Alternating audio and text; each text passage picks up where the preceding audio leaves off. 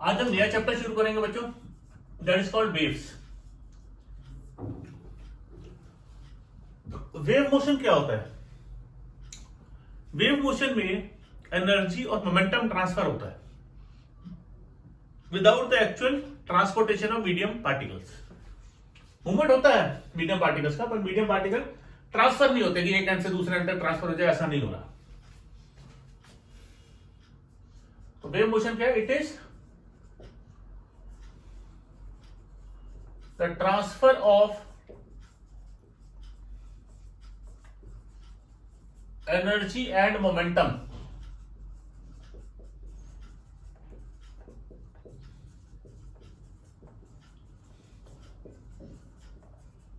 without any actual transfer of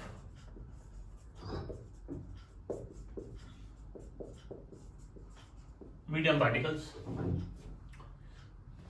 waves को मैं तीन तरीके से कैटेगराइज कर सकता हूं। पहला है मैकेनिकल वेव्स। मैकेनिकल वेव्स कौन सी होती है? जिसके अंदर पार्टिकल मोशन होता है, पार्टिकल की मूवमेंट होती है टू एंड फ्रो अपनी मीन पोजीशन के आसपास, पर पार्टिकल एक जगह से दूसरी जगह ट्रांसफर नहीं करता। मैं रिपीट कर रहा हूं। तो इसमें मीडियम रिक्वायर्ड है।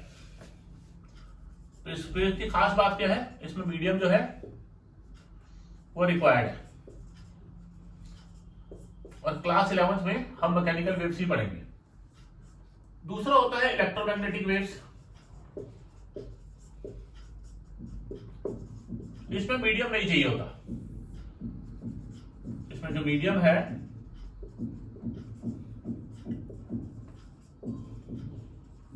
वो रिक्वायर्ड नहीं होता,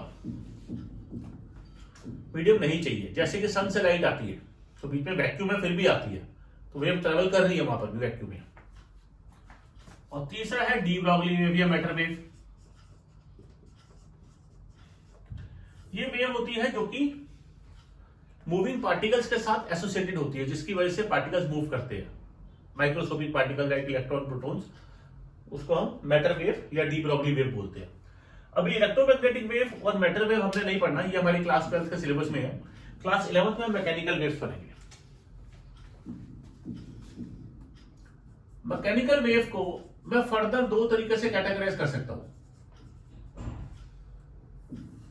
ट्रांसवर्स वेव और लॉन्गिट्यूडनल वेव। ट्रांसवर्स वेव जैसे रस्सी है, पानी के सरफेस पे आपने पत्थर फेंका तो रिपल्स बने, तो that is basically transverse wave. एक रस्सी को मैं ऐसे ऐसे मूव कराऊं तो वो रस्सी एक एंड से दूसरे एंड तक ऐसे ऐसे करते हुए जाएगी। अब हमारी एनर्जी जो है, रस्सी, ये वाला रस्सी का पार्टिकल यहां नहीं पहुंचा, लेकिन एनर्जी जो है वो इस डायरेक्शन में ट्रेवल कर रही है। पार्टिकल, ये वाला पार्टिकल अभी इधर है, थोड़े टाइम बाद वो नीचे होगा इस तरफ, तो ये वाला पार्टिकल जो है ऊपर नीचे इस लाइन के अराउंड मूव करेगा। अभी ये पार्टिकल जब इस लाइन के अराउंड मूव करेगा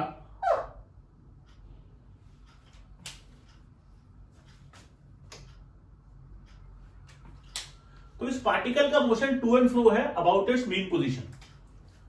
तो ये इसका मीन पोजीशन होगी और इस मीन पोजीशन के आसपास ये particle to and fro move कर रहा है। तो जिस लाइन के अराउंड पार्टिकल ऑसिलेट कर रहा है, पार्टिकल की मोशन की जो लाइन है वो वेव की एनर्जी ट्रांसमिशन के परपेंडिकुलर है। तो जैसे वेव को, मोशन को, ऐसे वेव मोशन को हम ट्रांसवर्स वेव बोलते हैं। तो ट्रांसवर्स वेव में क्या होता है? Line around which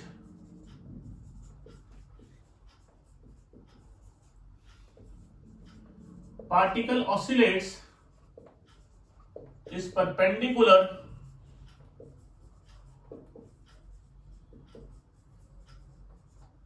to the direction of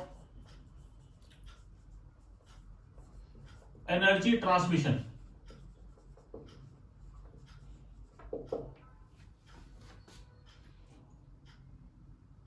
इसमें क्रेस्ट और ट्रफ बनते हैं। जो ऊपर की तरफ अपने पड़ोसी से ऊपर उठा हुआ पार्ट है, इसको बोलते हैं क्रेस्ट, और जो सबसे नीचे वाला पार्ट है इसको बोलते हैं ट्रफ।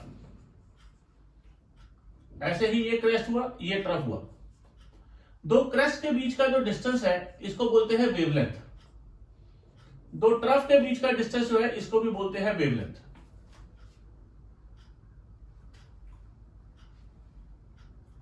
तो ये हमारी मैकेनिकल वेव की कहानी हुई, जिसमें क्रेस्ट और ट्रफ बनते हैं। ऑन द अदर हैंड, एक बार फ्रीज करके नोट करो, फिर लॉन्गिट्यूडनल वेव देखते हैं।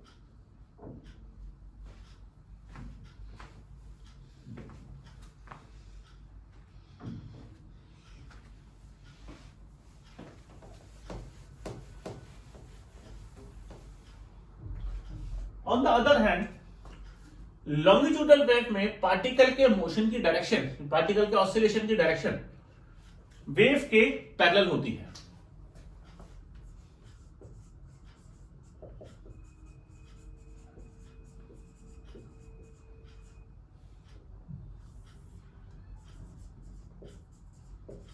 longitudinal wave motion. In this type of wave motion,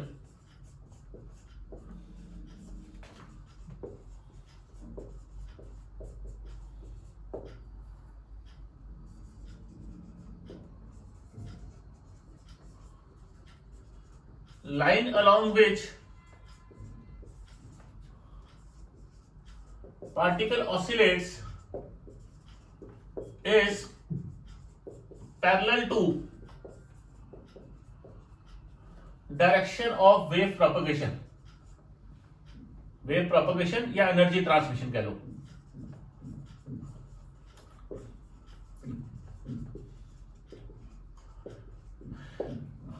अब ऐसे वेव के अंदर क्या होता है, इसको हम प्रेशर वेव भी बोलते हैं।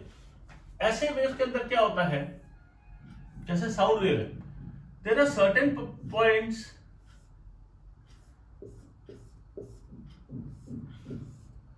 जहां पर मीडियम के पार्टिकल्स बहुत पास आ जाते हैं and there is a certain region जहां पर मीडियम के पार्टिकल्स दूर हो जाते हैं। तो ये वाला पार्टिकल्स जहां पर पॉइंट पोजीशन जहां पर ये पार्टिकल्स कंप्रेस्ड है, इसको बोलते हैं कंप्रेशन, सी। ये है कंप्रेशन सी। और जहां पर ये पार्टिकल्स दूर है इसको बोलते हैं रेयरफेक्शन आर।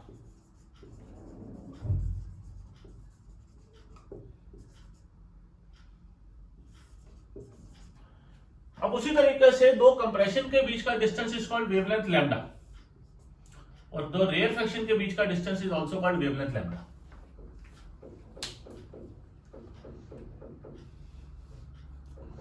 एक एग्जांपल देता हूं आपको।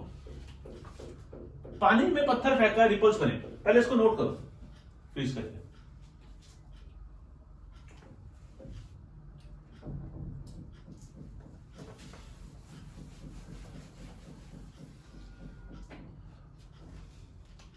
आपने पानी में पत्थर फेंका, रिपल्स बने। रिपल्स कैसे बने, ऐसे बन गए।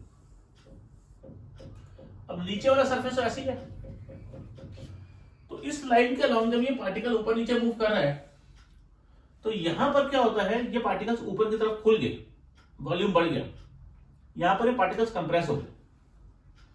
तो इस रीजन में कंप्रेशन रेयरफेक्शन बनेगा। इसमें यहां अभी रेयरफेक्शन है, खुल गए, यहां अभी कंप्रेशन है। अब ये पार्टिकल ऊपर की तरफ हो जाएगा तो यहां पर जहां पर कंप्रेशन है थोड़ी देर बाद वहां रेयरफेक्शन हो जाएगा। पर सरफेस पे तो ट्रांसवर्स वेव है, तो वाटर के सरफेस पे जो वेव है वो ट्रांसवर्स है,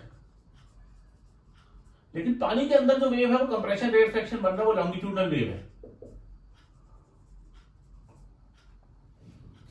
साउंड वेव लॉन्गिट्यूडनल होती है। जब साउंड ट्रेवल करते हैं तो एयर के पार्टिकल, जैसे मेरे ए और बी के बीच में एयर पार्टिकल्स है, ए से बी तक साउंड ट्रेवल कर रही है इस लाइन के अलाउंग, तो बीच के पार्टिकल ऐसे ऐसे ऑसिलेट करेंगे, जिसकी वजह से कंप्रेशन और रेयरफेक्शन की फॉर्मेशन होती है। ये बड़ा इंपॉर्टेंट एग्जांपल है। अब वेव प्रोपगेशन के लिए मुझे क्या चाहिए,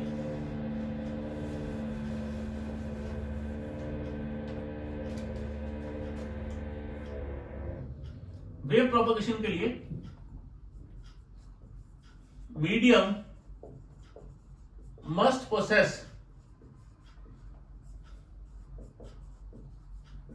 following properties for propagation of mechanical waves.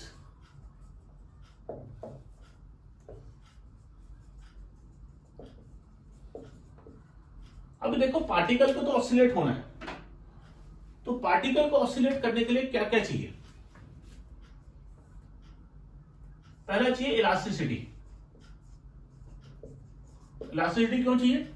भाई मैंने पार्टिकल को खींचा ऊपर की तरफ अपने मीन पोजीशन से दूर, अब इलास्टिक होगा, रिस्टोरिंग फोर्स डेवलप होगी तभी तो वापस आएगा। इलास्टिसिटी को जाएंगे so that particle can move back to its mean position. दूसरा इलास्टिसिटी हो गया, दूसरा हो गया इनर्शिया। अब मीन पोजीशन पे जाकर रुकना थोड़ा है, एनर्जी स्टोर करनी है और मीन पोजीशन को ओवरशूट कर जाना है, क्योंकि रुक गया तो खत्म हो गया। ऑसिलेट करने के लिए मीन पोजीशन को ओवरशूट करना पड़ेगा, inertia, so that particle can store energy and can overshoot its mean position.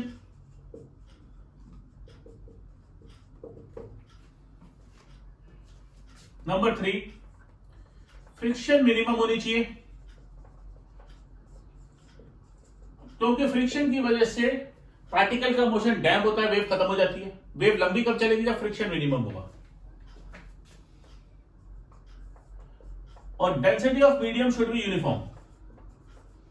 Density एक जैसी होगी तो crust, rough, compression, rate, friction एक जैसे बनेंगे थ्रू आउट द वेव।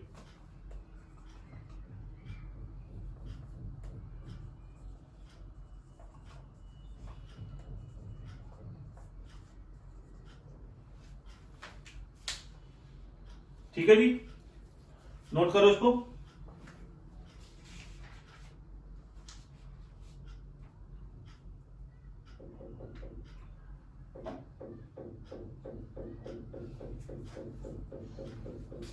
बाकी कुछ डेफिनेशंस है, जैसे एम्पलीट्यूड। एम्पलीट्यूड क्या होता है? पार्टिकल का distance, maximum distance from mean position. Displacement, particle का उस time instantaneous actual distance from mean position. Time period, time taken to complete one oscillation. ये आपने पढ़ी हुई है, ऑसिलेशंस के अंदर सारी हमारे पास डेफिनेशन है। इसको फ्रीज करके नोट करो।